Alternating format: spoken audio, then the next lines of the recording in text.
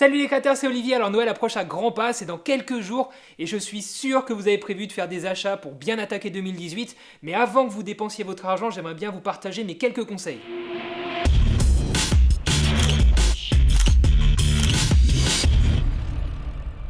Alors mon premier conseil il va être simple, si vous avez déjà une base de matériel, peut-être déjà un boîtier même s'il est très modeste, entrée de gamme, avec peut-être qu'un seul objectif, peut-être deux objectifs, juste une GoPro, j'en sais rien, si vous avez juste déjà une base de matériel ou juste un smartphone, déjà la première chose que je vais vous conseiller c'est de ne pas vous précipiter dans l'achat de nouveaux matériels. Déjà apprenez à connaître le matériel que vous avez en ce moment et plutôt gardez votre argent peut-être pour vous offrir des week-ends, des séjours comme ça dans des lieux que vous ne connaissez pas, pour vous entraîner à apprendre de nouvelles techniques, tester de nouveaux concepts artistiques, essayez comme ça de vraiment apprendre à utiliser le matériel que vous avez déjà actuellement avant d'investir dans du nouveau matériel. C'est très important à mes yeux. Il va falloir que vous fassiez face à de nouvelles difficultés à chaque fois, que vous vous trompiez, que vous recommenciez, que vous re-retrompiez, re-recommencez. Enfin bref, c'est comme ça que vous allez apprendre et que vous allez petit à petit comprendre ce dont vous avez réellement besoin. Peut-être que ça va plutôt être un nouvel objectif ou un stabilisateur ou des accessoires. Mais pour ça, il faut vous entraîner avec le matériel que vous avez déjà. Ça, c'est très important. Ne vous précipitez pas, ne faites pas d'achat compulsif parce que vous avez vu une publicité ou un youtubeur qui fait quelque chose de magnifique avec ce matériel-là.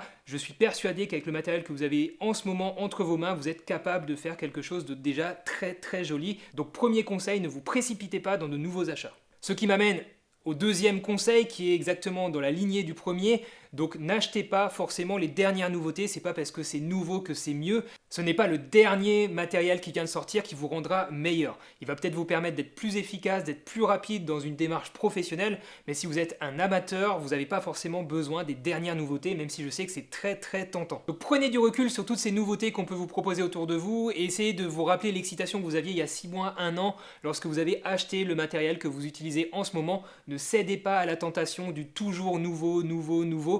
Je suis persuadé que vous n'avez pas utilisé 100% des capacités de votre matériel actuel. Et pour vous le démontrer, allez jeter un coup d'œil si ce n'est pas déjà fait à ma vidéo dans laquelle je vous explique comment filmer avec un smartphone. Je pense que ça va appuyer mes propos et ça vous prouve bien qu'on est capable de faire de belles choses avec du matériel modeste sans forcément avoir besoin d'acheter les dernières nouveautés. Troisième conseil, dans la même idée, n'achetez pas sur des coups de tête. Par exemple, il y a quelques années, j'ai acheté un objectif fisheye parce que j'avais trouvé une série photo cool sur Instagram au fisheye. Bref, cet objectif, au bout d'un an, je me suis rendu compte que je l'avais utilisé 3-4 fois juste pour prendre le nez de mes potes en gros plan et que c'était bien drôle, mais au final, j'avais dépensé de l'argent pour pas grand chose et je l'ai revendu, j'ai perdu de l'argent à la fin. Donc, mon conseil, n'achetez pas sur un coup de tête parce que vous avez vu une série de photos qui était sympa ou que vous avez vu une vidéo sympa avec tel ou tel objectif ou tel accessoire. Prenez le temps de réfléchir à quel est votre style, vers quoi vous souhaitez vous orienter et est-ce que l'accessoire ou l'objectif que vous allez acheter ou l'appareil photo que vous allez acheter correspond vraiment à ce vers quoi vous avez envie d'aller dans quelques mois. Si c'est pas le cas, je peux vous certifier que ce que vous allez acheter aujourd'hui sur un coup de tête, ça va finir au fond d'un placard, ça va prendre la poussière, vous allez vous en servir 2-3 fois, vous allez peut-être le revendre, bref, vous allez perdre de l'argent au final, donc réfléchissez bien à tous ces achats. Dans cette même idée de bien réfléchir à vos achats et de où vous placez votre argent, mon quatrième conseil c'est de ne pas dépenser une fortune dans les produits virtuels. Par exemple, j'ai vu des packs de 10 luttes à 40 €, soit 4 € la lutte. C'est juste quelque chose qui me fait bondir de ma chaise, c'est n'importe quoi, ça devrait pas coûter aussi cher des luttes. Alors c'est vrai que moi je vends les miennes, 50 centimes la lutte, mais c'est plus un moyen pour vous en fait de soutenir ma chaîne et en même temps en retour de bénéficier de quelque chose. Mais clairement, plus de 50 centimes pour une lutte, c'est juste quelque chose d'aberrant pour moi. Ne dépensez pas votre argent là-dedans. Pareil pour les transitions, ça devrait pas coûter plus d'1 € une transition à mon sens. C'est quelque chose que vous pouvez réaliser vous-même. Pour les luttes, c'est pareil. Je vous encourage plutôt à essayer de réaliser l'étalonnage par vous-même. Je vous ai fait plein de tutoriels là-dessus. Essayez d'apprendre par vous-même plutôt que d'appliquer bêtement une lutte et de pas savoir ce qui se passe dans votre image. Les seules luttes qui valent le coup peut-être d'investir un petit peu plus d'argent, c'est des luttes assez spécifiques qui vous permettent par exemple de passer du log, du S-log, du V-log, du D-log vers du Rec 709 par exemple. On parlait de virtuel, on retourne dans le réel pour mon cinquième conseil. Ne dépensez pas quelques euros à droite, à gauche comme ça sur des sites chinois qui vous promettent des accessoires incroyables pour votre drone, pour votre appareil photo, pour votre action cam. En général, ce sont des accessoires qui vont finir dans un placard au bout de quelques semaines, qui vont prendre la poussière. Vous aurez perdu comme ça à droite, à gauche pendant toute votre année, 5 € par-ci, 2 € par-là et au final, ça représente des sommes sur l'année assez conséquentes. Et si vous aviez mis de côté tous ces petits euros, vous auriez peut-être pu vous acheter plutôt un objectif objectif ou un accessoire réellement utile de qualité. Alors, je vais pas faire une généralité non plus, puisque c'est vrai qu'il existe des marques chinoises par exemple alternatives qui sont quand même de bonne qualité pour des prix qui sont jusqu'à 3 fois moins chers que les prix de marques classiques. Par exemple, j'utilise des flashs qui s'appellent Yongnuo, je crois, je sais plus comment l'écrire, enfin bref, je vous le mets ici. C'est une marque qui coûte 3 fois moins cher que les flashs Canon par exemple et qui sont de très bonne qualité. Mais d'une façon générale, soyez prudents sur tous ces petits accessoires à 2, 3, 5 euros, 10 euros qui vous promettent mondes et merveilles pour votre créativité. Au final, c'est des choses qui vont être de mauvaise qualité en général et qui vont pas forcément vous servir. Donc gardez, c'est mon 5e conseil, gardez votre argent dans une tirelire, économisez pour vous acheter des choses qui vous seront réellement utiles. Dans cette même idée de produits peu chers, 6e conseil, méfiez-vous de tous ces sites marchands, il en existe une tonne, avec que des produits pas chers du tout, des produits bon marché. En général, donc c'est du marché gris, je pense que vous êtes au courant. Ce marché gris, alors oui, ça vous permet de peut-être ne pas payer la TVA, de toucher tous vos produits 20% moins chers, mais en général, c'est des produits, on n'est pas trop sûr de leur provenance, on va pas forcément avoir la garantie du constructeur de base, on va avoir des problèmes de déclaration de douane où en fait il va y avoir un petit peu de fraude au niveau de la déclaration en douane, donc votre produit ne va pas avoir d'existence légale en France et vous risquez comme ça d'avoir des soucis donc de garantie comme je disais tout à l'heure, mais peut-être tout simplement des soucis lorsque vous êtes un professionnel et que vous voulez assurer votre matériel. Moi en tant que professionnel je ne peux pas me permettre d'acheter du matériel comme ça dans le marché gris. Sur ces sites là j'ai besoin de factures, d'avoir payé ma TVA si je veux que par exemple que mon assurance professionnelle sur mon matériel me couvre en cas de vol. Donc si vous êtes un professionnel, c'est juste pour moi inimaginable de passer par ces sites là. Si vous êtes un particulier, je sais que c'est très tentant, mais vraiment je vous conseille de réfléchir à plutôt passer par des sites de confiance en France par exemple, qui vous permettent d'avoir un service après-vente en français de qualité, réactif et avec des vrais gens derrière qui sont compétents, et aussi peut-être en cas de problème de pouvoir vous faire rembourser facilement, pouvoir échanger le produit facilement et ne pas risquer comme ça de perdre 1000 euros, des milliers d'euros peut-être, pour juste avoir économisé 100 euros à l'achat. 7e conseil, un des plus importants, projetez-vous, imaginez-vous dans 6 mois, 1 an, où est-ce que vous voyez dans la photographie ou dans la vidéo, quel est votre projet. Alors je ne vous demande pas de faire un plan de carrière sur 10 ans non plus, mais essayez comme ça de vous projeter, ça vous permettra de faire des achats aujourd'hui qui soient intelligents et réfléchis, qui vous servent dans la durée et que vous n'allez pas forcément mettre à la poubelle, mettre dans un placard dans 2, 3 mois, 6 mois.